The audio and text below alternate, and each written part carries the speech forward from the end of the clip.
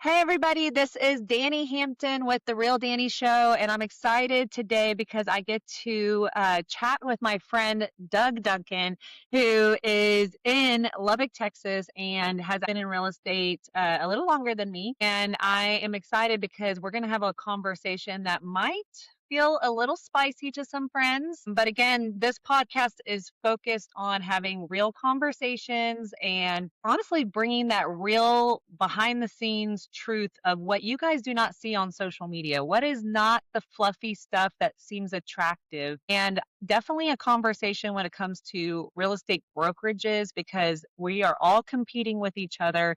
And at the end of the day, it's all about figuring out what's the best place for you. And Doug has a story I think that's going to make a huge impact. So I just want to go ahead and say hello to Doug. So everybody say Hey, hello. hey, Dani. And yeah, Dude, we would congrats on let your show. I mean, first of all, I mean, for those of us who always would love to have a podcast, I mean, you did it. And so congrats. It's awesome.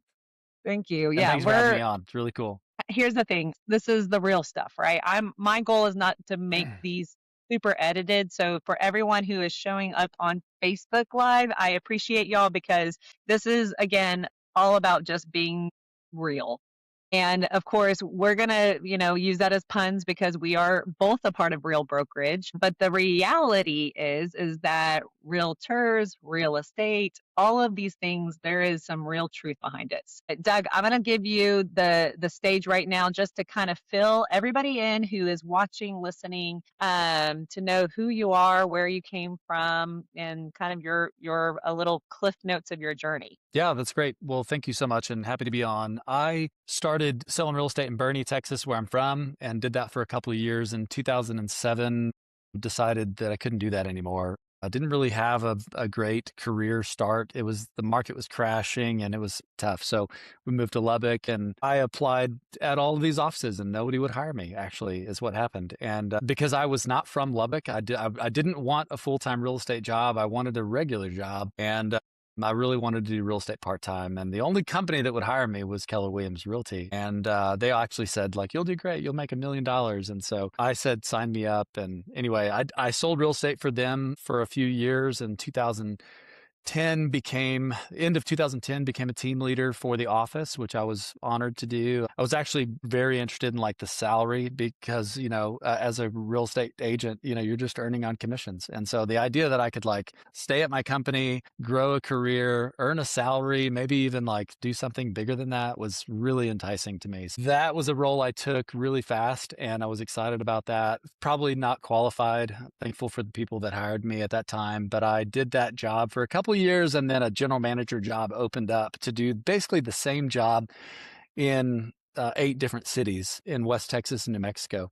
And so I hired team leaders and I hired agents and did coaching and development and that sort of thing. And so that was in 2013. I became a general manager and I did that for 3 years. And then really was never home, always gone, always traveling. And you can imagine, those ingredients didn't make for a great family life, that sort of thing. So all that to say, I resigned from that role and was going to start selling real estate again. And then I got a phone call from some folks in DFW and I moved to Denton to run a Keller Williams office there. And so an awesome What year was office. that? That was in 2015. 2015, I went to Denton. I stayed there for 12 months and man, awesome agents, awesome owners, great company. They dominated the real estate market there. And so really a great group of people. But we hated DFW. It was like there's 7 million people there. I'm from a small town. My wife's from West Texas. So we struggled there just to make the whole thing work. So moved back to Lubbock and started selling real estate again. Got a phone call from a local broker, kind of a big name here. And he said, hey, will you come kind of help me run my company? And so I did that and started selling real estate and kind of managing a group of realtors. And we built a pretty big team there. I was there for 3 years. And then in 2020, I moved back to Keller Williams and started Duncan Realty Group right during the COVID shutdown. So I like to wait for like real big, opportunities to launch things like, Your real pandemics estate and career started on. market crashes and all that stuff. Yeah. So I've had a great career. And I left Keller Williams this year in 25 in the last 12 months, and I joined Real in July. So yeah, I've been here just for a little while. Pretty new still. Hey, you haven't quit real estate yet, so I feel like that has to say something. Like this, either the companies you're a part of, or even just the actual transaction itself. There's something that keeps you tied. You're still here. You're still kicking it. Yeah, So that's kicking all. it. Yeah, by the grace of God, really. Thank you for allowing me to still be in DFW here, and You're you welcome. can take you can take You can have, West Texas. yeah, you can have all of DFW. Okay. That's, no, it's great. I have family there. And so, it was really convenient and really great to be near them. But I think I realized that God's got me in West Texas for a reason. I'm fortunate to be in Lubbock and really happy to be here. We have an incredible business. We sold about $50 million last year. And currently, we're literally under contract with $37 million in business right now set to close in 2026. So we're really happy to be here, honored to be in business with people that we have. And so yeah, it all worked out. One thing I wanted to dig in on, because a lot of people who are getting into real estate or have been in real estate, there's so many times where I feel like our hats change, right? The hats that we wear in this business tend to change, and it's either reactive, right? It's reactive to what is happening in the market, or it's reactive to things that are happening in our own personal lives. Just like you said, you went to DFW, you helped with that office, then you quickly knew that your life needed to pivot and go back to Lubbock. What I want to hear about is a little bit more in depth. For one, people who might not understand the team leader role in Keller Williams or the general manager role, because that is a company that is franchised. So, Yeah, what was there are something when team you were like, leaders. That's I'm a right. Yeah. realtor? Yeah. So Not everybody explain a has little. them, because even like a traditional brokerage, you have a broker. And so the broker is the one that kind of calls all the shots, does everything, leads the company, owns the company, all that. Under Keller Williams, it's different. There's a team leader that's hired, and that team leader runs the company. They're the CEO of the organization.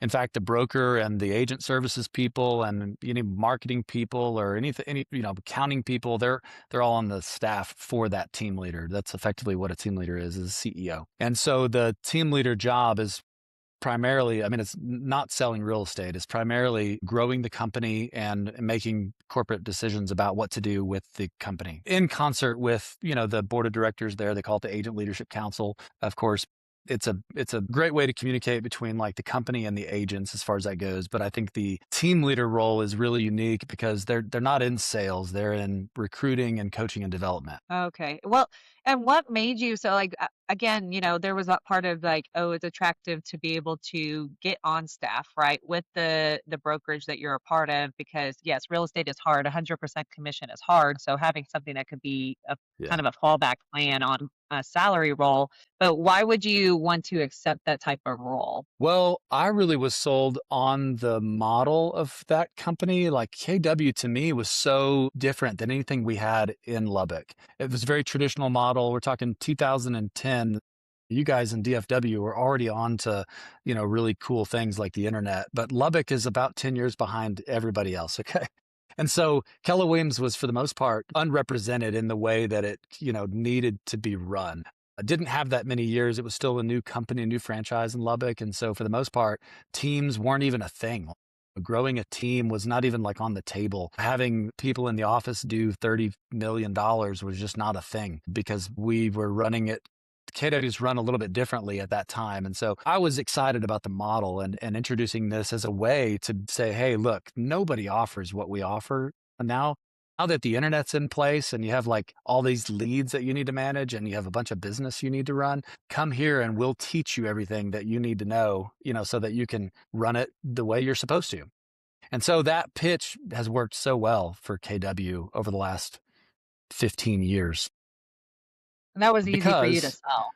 yeah, it's easy to sell because the traditional model of the real estate brokerage is, hey, we have 100 listings. We've got 30 agents. We have all the leads. Because before the internet, this seems odd to be on this podcast talking about before the internet, but it wasn't too long ago that quite literally brokers, the value of the broker was to hand out business. And if you showed up and you were polished and you were, eager and like available, man, you could get a lead from someone who called on a sign, because that was predominantly how leads came in if they didn't just walk in the front door. And so an office that had a bunch of agents and a bunch of listings and that sort of thing was really popular, because that you could go make 10 or 15 sales from that alone. But then the internet comes on and suddenly agents can harvest leads themselves. They can put their own phone numbers on signs. The culture of real estate starts changing, and suddenly you've got 100 leads to contact, and that kind of creates a mess for an agent who doesn't know what to do with 100 leads, especially 100 leads like every month in some cases, you know. So anyway, KW did a great job of offering education on like how to actually implement a structure for a business that most people had never seen. Yeah. Yeah. What would you say, what was something that you felt like had you on fire for that company? Like again, you're like, it was kind of that hype culture, right? Because that was the other thing too. So I mean, for just to give context to anybody who's listening to the show, even if you don't perhaps know me, I actually was with Keller Williams for a long time. Two different occasions, mainly because I just chose a different market center to hang my license in. And one of the things that really attracted me was just the agent culture itself, of just having a place that really probably did lean on education. And also I was wanting to be a part of a place that did communicate about teams, because at that point I was in a team building phase. But again, where you were saying like, okay, some originally before the internet, we would talk about how brokers were valuable because of literally just being more of a lead source. And now Keller Williams was more on the education side. So then when you become team leader, you're helping grow market centers, you're recruiting agents, you're really leaning in on that education piece. And again, what are the tools that you're going to bring to help agents grow, right? So what would you say? But what I want two different stories. I would want to say the story of like, man, I was on fire for them. And then the next thing being like, this is where the switch flipped. Well, it'd have to be the compensation model at first, because the capping system was so new at that time. The fact that you could go to a model, to a real estate model and earn 100% of your commission was kind of like fairy tale. You know, it was so foreign. It was almost like people just didn't even trust it, you know, like, oh, there's no way that's true. And so the capping model created, I think, these conversations with top producers that otherwise you wouldn't have had, because they're paying $150,000 to their broker. And when they learned that they could earn 100% of their commission after they pay $21,000, you know, that was really easy to get into conversations, especially with top agents, you know. I think the second thing would be the way in which the collaboration was happening, because in a traditional real estate model, it's very competitive. And so you don't want to share your secrets with, you know, up and coming agents. And, you know, you don't want to tell them where your fishing spot is, you know, lest they go and catch all your fish. And so that's how things, I think, predominantly worked in the real estate market before collaboration was a thing. And KW really introduced the collaboration really well, you know.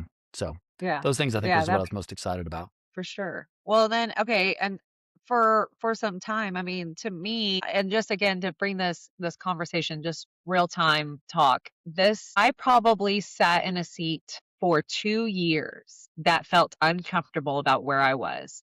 And this is that broker conversation, right? This is that a real estate agent is realizing that they have grown to the extent of that fishing of that pond, right? And now I'm over here like, I need to find a new pond because I'm not growing anymore. There's something that is stalling my growth. And there was a little bit of my own story where I'm trying to figure out, like, okay, where I was it a me thing or was it because of the actual environment I was in? But to be quite honest, I mean, I've looked at other brokerages and I didn't see anything attractive about many of them. I will admit, and this is again just because this is my own show, I get to say whatever I want. I was entertaining the company of Compass because, well, for one, they were offering me a lot of money for my business. So I was like, okay, well, this is attractive. But at the end of the day, I still liked the capping system. I still very much enjoyed having that ability to know what my expense was being a part of a company. And then also having that ability to still brand myself. And of course, we haven't even talked about this, that profit share. So that was another piece about Keller Williams, of course. They have recruiting opportunities with their own career nights. I personally even went to a career night when I was looking at getting my real estate license. So I thought that was always a very neat opportunity for a real estate agent to help other people in their worlds become realtors because it's obviously changed our lives, right? And so why wouldn't we want to share this with others? But there was that piece where, again, where are we seeing the benefits of it? So yeah, I would love to actually kind of dig in on your story about profit share. Well, yeah, I loved profit share. The challenge with profit share was just that it was so complex to tell somebody how much they would earn after the profit is distributed. Basically, essentially half of the profits go back to the agents that help grow the company as a result of their, recruiting those people to come to the office and name them as a sponsor. So the owners take half, the agent pool takes half. And yeah, I mean, if you've got a lot of people that you've recruited over the years, I mean, you can make some decent money. The people who are making like the big money, most of those people are operating principals of offices. They're team leaders. It's like they don't sell real estate. Their full-time job is recruiting and growth and, that sort of thing. And so my relationship to profit share was really pretty good whenever I was doing it full time. I mean, when I was the one doing the recruiting appointments, making the calls, following up with people, traveling to multiple cities. I had at one time 200 people in my downline that I had added to the company. And I think my highest profit share earnings was about 18th. But when I got back into sales and I got out of leadership and, this idea that I would keep retaining the people that I brought to the company, I just focused on my own business and trying to take care of buyers and sellers and people who own real estate, and all of that focus being sent that other direction, my profit share tree kind of dwindled. Some of those offices weren't very profitable either. So there's not really any profit to share if there's no profit at all. So, that matters, and I had a profit share tree that was in El Paso, and frankly, El Paso doesn't make as much money as the other market centers that we have over here. And so, they didn't then. I don't know what they make now. I'm not getting paid a lot, that's for sure. But I think when I was selling at Keller Williams for the last 5 years, I think my profit share was closer to like $6,000 per year worth of a share of those profits in several different markets. And I think maybe 100 people in my downline. But most of those people have left and gone to places like Real and EXP and started their own brokerages and that sort of thing. So my profit share tree it's not quite what it once was. Yeah, it's hard to retain something. So like you were saying, when you joined KW, you clearly had a lot of reasons to want to be a part of that company and join it. And it was easy to sell, it was easy to recruit to, it was easy to grow. But over the last, I mean, basically since the pandemic, right?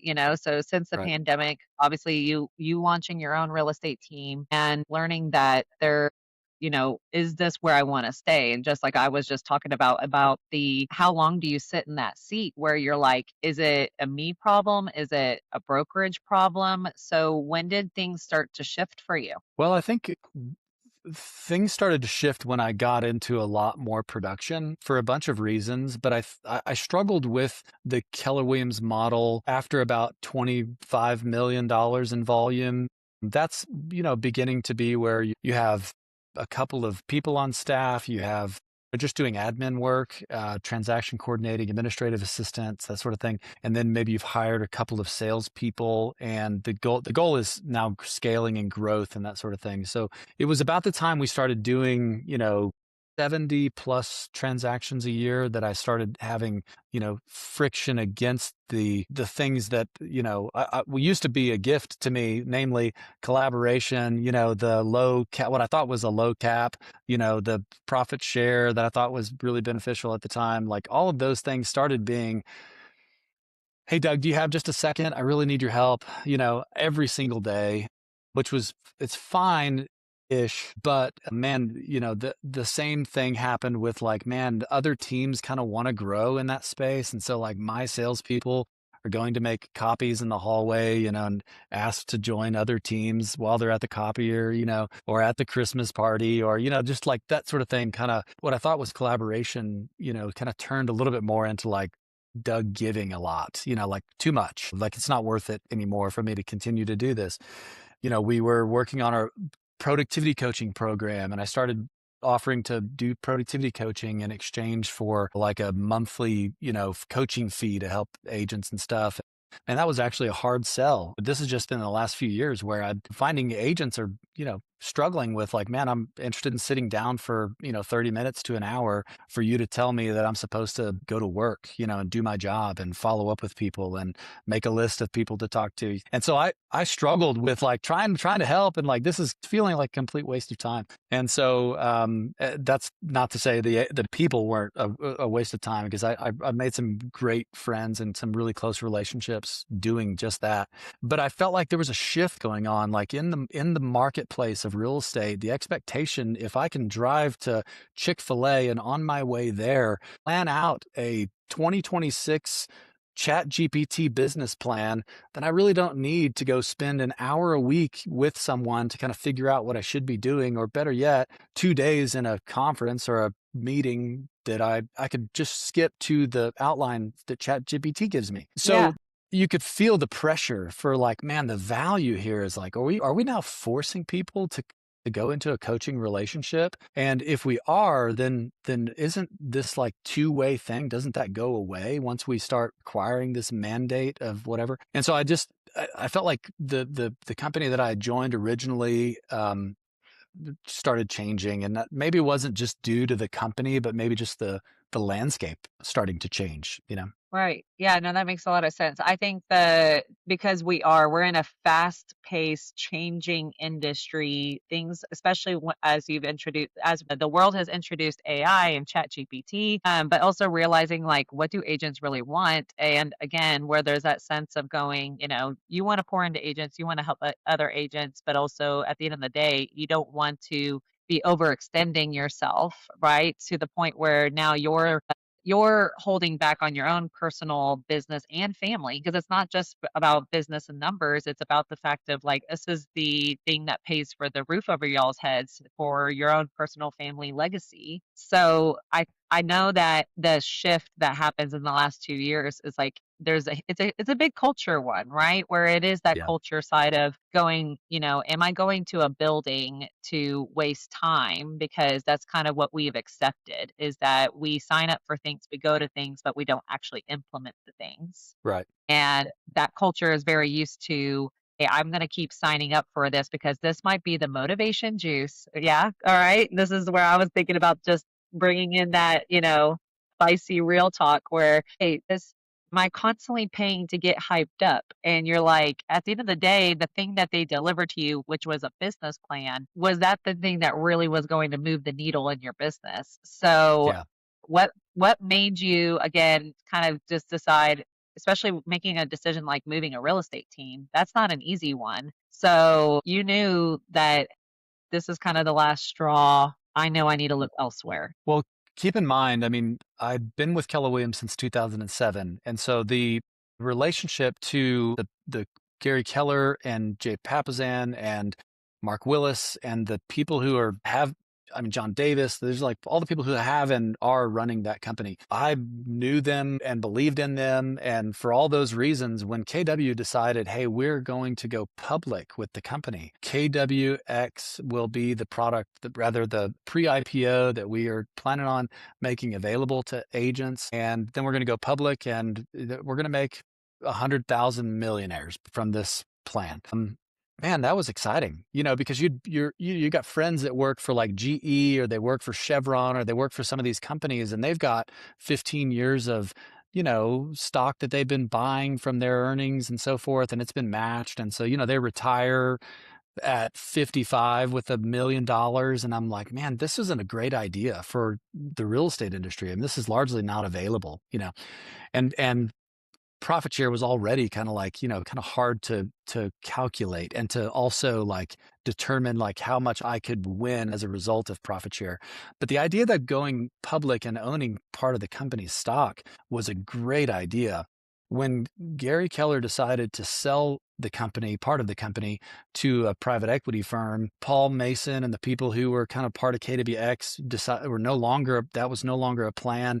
I got a little frustrated, like as in disappointed that, man, I thought this could be, you could bury me here. This would be awesome. This would be a great place to, retire and so forth. So when I learned that there were other companies that were already out there offering stock options to agents, when they were offering, a share of the revenue of the people that you bring to the company, when I learned that, just because you do your job, like, you sell 30 properties in 1 year and you're earning $1,000 in company stock, in addition to the fact that I can buy company stock and they'll, pay to match some of that, all of those things for a 43-year-old man who doesn't own stocks and bonds and mutuals. Okay. I mean, there's a lot of responsible people out there, but I wasn't one of them. I didn't spend the last 20 years buying stocks. I'm sorry. I must have missed that And class in school. seriously, or like at Keller Williams, that'd have been a cool class. Like, hey, come buy some stock. But I didn't own any of that. So the idea that I would like diversify, I mean, we own some real estate, that sort of thing. We've mostly just kind of put all of our eggs in one basket. We just weren't diversified. The idea that I could have stock in a company that I was contributing to was really, really attractive. That was about a few years ago when that happened to KW X, that kind of started the wheels turning. No real estate company's perfect, and KW does a great job at large. But, when you're paying $21,000 and you're paying $20,000 a year in rent and, expenses and $3,000 to KW Commercial, and you're, paying for tools that you're not using, suddenly you and your little team that used to sell, $7 to $10 million now is selling $30 to $40 million. And you're saying, man, I'm paying 60 grand, 70 grand to be here, to do this thing here with our team. Real was half that cost. Just a straight move over was half that cost. You add in the next 10 years of selling the same amount of real estate and earning the $16,000 a year is $160,000 in 10 years. If the stock doesn't go up in value, these were all things that I started really considering. I was like, man, what am I going to do at 55, at 60, right? And how serious am I that I would like to be able to maybe chase grandkids, Lord willing, chase grandkids around and, be available other than working, when I'm 60. And so that was a lot of it, honestly. That drove a lot of the conversation. It sounds like it's like the math, right? Like the math, and it just kind of came down to that numbers. Like, I feel like there's probably a lot of real estate agents, if they're going to listen in on this, they're either in that position where they're considering a brokerage move. Whether they're listening to this because they're KW, but maybe the main reason, because if we just ripped away those names, right? Not Real, not Sure. KW, just any Sure. brokerage in general, right? A lot of people stay because they're comfortable, and a lot of people stay because of the people. So that's an emotional decision, right? That's an emotional decision to stay. What it comes down to when you are expanding and growing, right? You already had said this, growing a real estate team. Now you are responsible for additional people, right? You are That's right. responsible for salaries and in all of that. And you are selling more houses. So now you're even responsible for more clients. And now to the point where you're like, this isn't just where Doug feels comfortable anymore, right? Or who Doug knows, because that's the thing too, where I I definitely loved having those relationships with people in a big company and being like, oh yeah, I know him or I know them personally. But at the end of the day, this is a numbers game, right? So yeah, Also the fact I'm that, glad that you I don't have to go to, sorry to interrupt you, but I don't have to go to the office to go gain a bunch of knowledge. I mean, I started selling real estate 20 years ago, so I'm a little unique. There's most people in real estate are newer right now. And so the truth is that if I could learn the open house, how to do an open house, if I could learn the script and conversation about how to present an offer, if I could learn the contracts and learn some of the more basic things, do I have to do that in a building with somebody, or can I learn it online, or can I learn it at a conference, or can I learn it in a mastermind group of people that are kind of like me? And if I can do all those things, then suddenly I don't really need to pay for a staff of 10, a building that's 30, whatever. I don't know how much several $100,000 a year, rent, suddenly like your money that goes towards these things, like you're starting to say like, man, I could see why it costs as much as it does.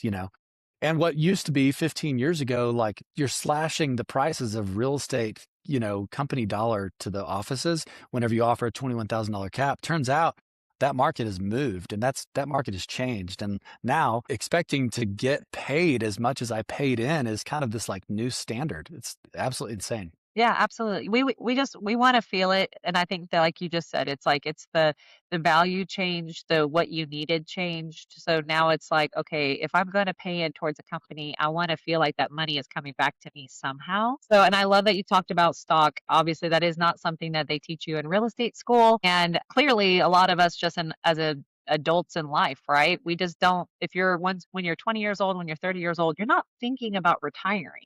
And so, but definitely, and I'm not gonna just say that real estate's the one that gave you gray hair, Doug. Oh my gosh, look at this. There's So a gray. It's so gray.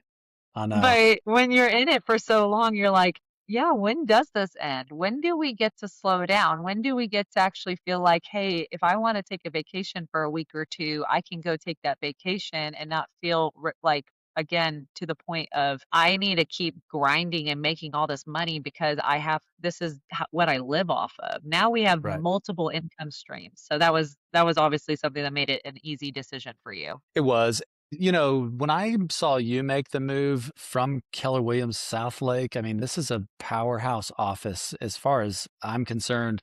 I mean, I have mad respect for the people who own that office and many others in the DFW. I mean, quite honestly, I know a lot of owners all over the country and the people even here in Lubbock. I mean, fantastic humans that run these offices. When I saw you leave, I started going like, what is happening here? Like we're talking about like DHG is leaving, but should I be leaving? I mean, you know, like these are all questions going through my mind. Like, what am I missing? Yeah, I guess I'm forward thinking and I'm trying to, you know, plan on like, because I've got people to take care of. I've got a family to take care of. There's a lot of things I'm trying to like look ahead. And so when I saw you make the move, it gave me a fresh new perspective that like, man, it's okay to ask the right questions and it's okay to scrutinize these things. And it's okay to have been right 10 years ago, but wrong today. And so for all those reasons, when you and a few others kind of started moving around, I was very intrigued. Yeah. Well, and this is and I'm opening the door here, right, to the conversation of anybody, again, where you're in that brokerage seat and you're like, the thing is that our world is evolving, right? Our world is evolving. And this is not just real estate. This is every company out there. Like everything is evolving. And there's a point where at the end of the day, you have to connect yourself to the mission and the vision of the company that where I'm going to hang my license, who am I going to represent? And I think that there is that point where is it worth it for you to be comfortable? You know, to me, I'm actually thinking it challenges your relationships, right? Because if you were staying in a brokerage, just to say, you know, for relevancy here, if you're staying at a brokerage because you have great friends who, you know, have an office down the hall from you and you guys can kick it in the middle of the day when, you know, a client just, you know, ticks you off and you just need a vent and you're whatever. But if they're not going to pick up your phone call from because now no longer you are no longer the same brokerage, that to me is going, was that relationship ever there or was it just there for convenience? I actually think a lot of us don't It's want true. to know that. It's true. And I think there's something to be said about how much you pay for those relationships. As in, you sell $10 million in real estate and you pay $90 to $150,000 to your traditional real estate company just to be there. And those relationships, if they can exist outside of you having to pay all that money to be a part of a company like that, then you should take all the extra money and like pour into those relationships. Take them to New York, you know, take them to, you know, all the cool games that are going on. Take them to the Super Bowl because you're going to have an extra $100,000, you know, to work with whenever, you know, your money is paid to an organization that frankly is a lot cheaper. And if you're selling 30 plus units a year, that money's coming back to you anyway. Yeah, absolutely. Well, as we're kind of wrapping up this episode, this call, I definitely want to just kind of hear from you some of the things that you feel like is just not being said right now, right? What are the things that are being not said? People who might be in a position like you to be able to truly relate to see themselves in your story. What would you want to kind of leave everybody off with if that's listening in on this? Well, I would not say the future of real estate is cloud brokerage. That's not the future. That's quite literally like the past 5 years, okay, and the present is cloud brokerage is quite literally taking over. It's because it's giving flight to the people who sell the most amount of real estate. We're watching a brokerage in Michigan with 175 agents move from an independent brokerage over to Real as a white label. They get to keep their own brand, operate things the same way, but they have the benefits of health insurance they get to add to their, toolbox. They have a lower split 85/15 to their new Real broker office.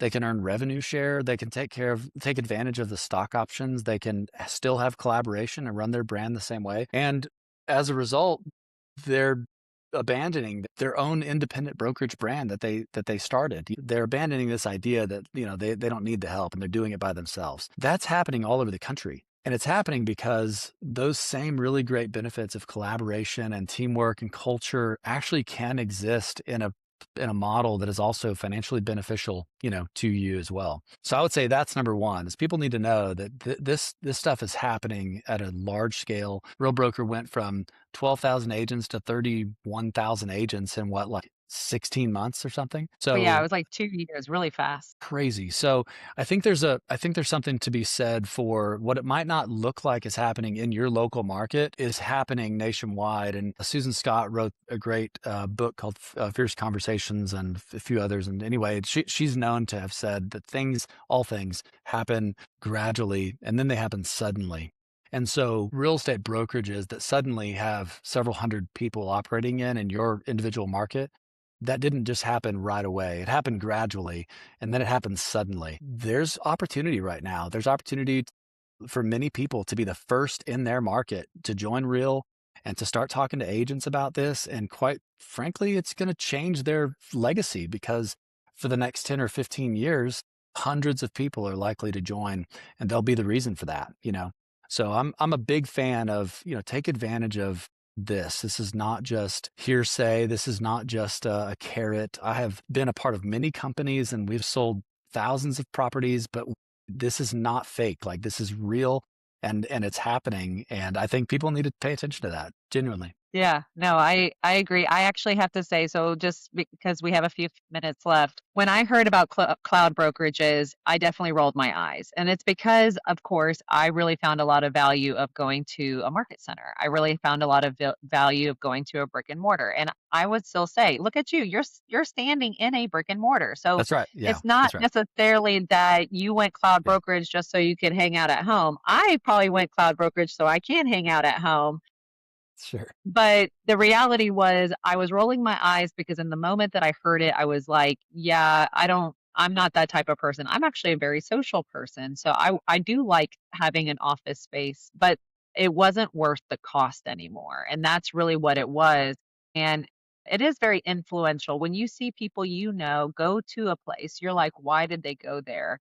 Yes. And now I have more skin in the game than I did with Profit Share. I have more skin in the game to grow this company and to be in business with people I really want to grow Right. with. And so Right. I'm excited to even be a part of your journey over there in Lubbock because that's the part too where DFW obviously has so much to give here. There's so many realtors. It's actually kind of overpopulated. And to me, I'm actually really excited to see you now have a little bit more skin in the game to truly grow real broker out there in West Texas. So even if this speaks to anyone who is in a smaller town who might not see a lot of these cloud brokers there, but has the ability to actually know that you can actually be the reason it grows where you are. Yeah, that's right. And what people should know also is like the thing that I was in love with at KW when I first joined the company was they were scrappy and innovative and excited. And they were actually like striving to do something big and great. And, after hiring hundreds and hundreds of agents, at some level, they're no longer scrappy and innovative. They're systematic and, somewhat arrived and have, reached levels people would never have assumed. Real Broker reminds me of what I originally joined. Scrappy, innovative, constantly collaborating, looking for ways to actually contribute to the agent instead of cover their, because maybe there's some liability of the agent. And so I I was really refreshed to join a company that was willing to say, hey, we're growing with you.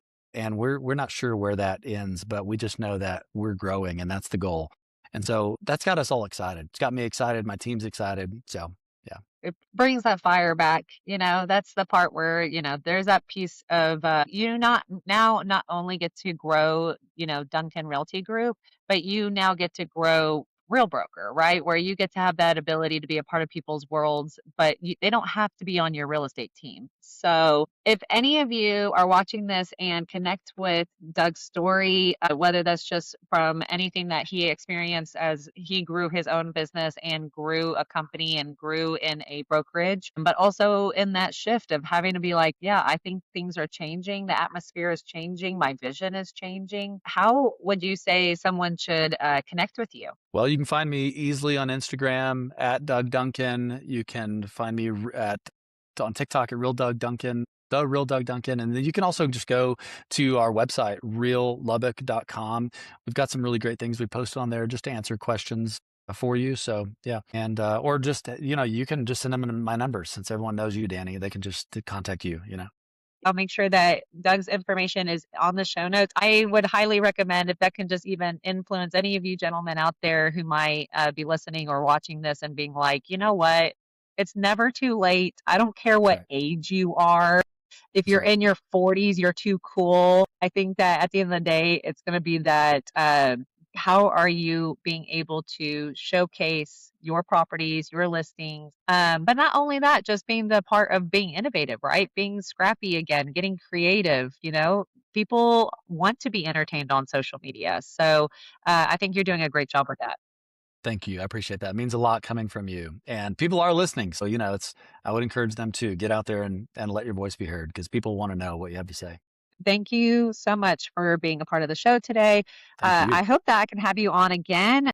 I can't wait to see what West Texas grows into. And if anybody is curious, obviously, of just anything that connects with you, Doug, just reach out to him. He's the easiest guy to talk to ever. Thank you for being here. You got it. Thanks, Dani. All right.